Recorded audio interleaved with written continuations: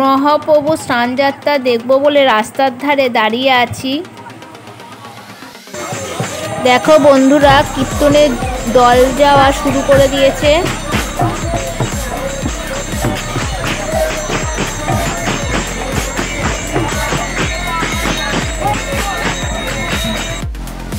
আমরা বাতাসা নিয়ে বসে আছি ঠাকুর আসবে বলে, আর ঠাকুরের পাশে বাতাসা ছিটাবো বলে। আর এখানে তো পাশে রয়েছেই আমাদের মামি আর ও নাতনি রয়েছে।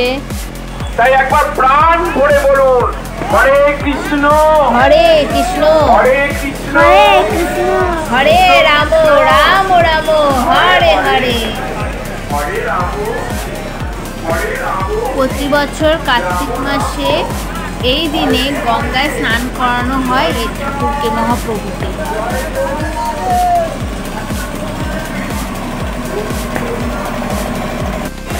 দেখো হাজার হাজার লোক ঠাকুরের নাম কীর্তন করতে করতে যাচ্ছে।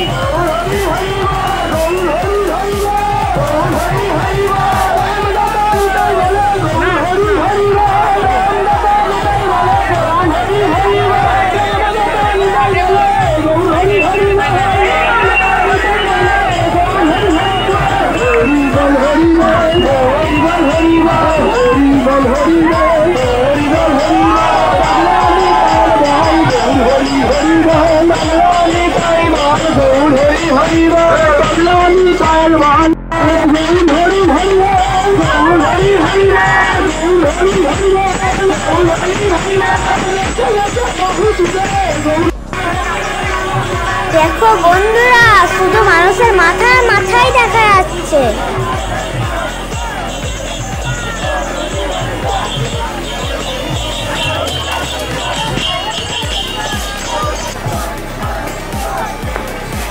এই দেখো বন্ধুরা, মহাপ্রভু আসছে।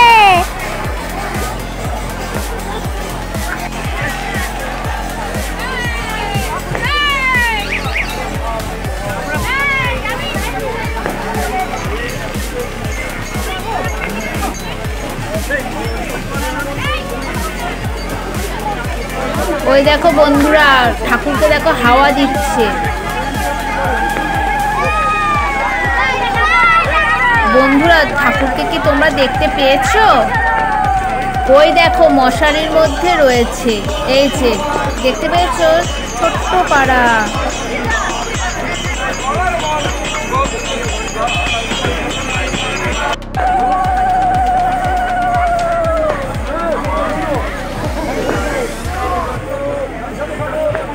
ঠাকুরের পিছন পিছন আমরাও গঙ্গার ঘাটে যাচ্ছি। সুন্দর কথাটি পদ্মপুরাণ থেকে বলছি। মদ্ভক্ত বিনোদ। এবারে ঠাকুরকে গঙ্গার ঘাটের দিকে নিয়ে যাওয়া হচ্ছে, গঙ্গায় স্নান করানো হবে। আর চারিদিকে তো পুরো বোম টোম ফাটছে, দেখতেই পাচ্ছ।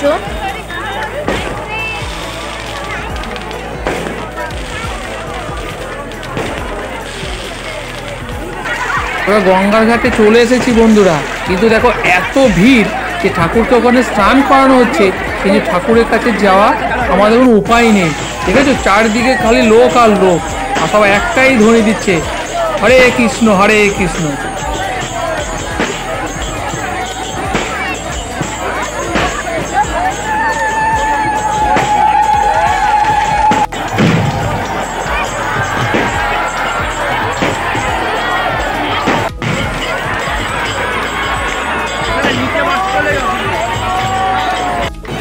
আমরা দাঁড়িয়ে রয়েছি ঠাকুরকে স্নান করিয়ে নিয়ে যাবে বলে, তার জন্য দেখবো বলে।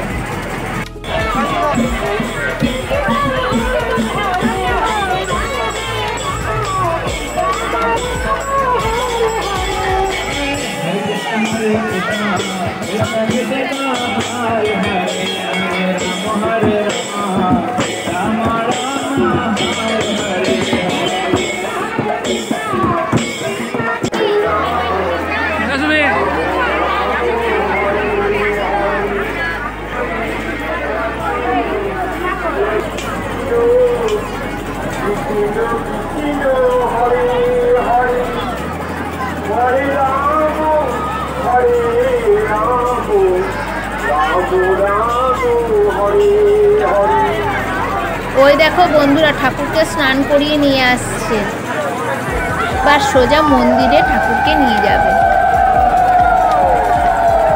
কার্তিক মাসে প্রত্যেক বছরই এই দিনে তো ঠাকুরকে স্নান করানো হয় গঙ্গায় নিয়ে।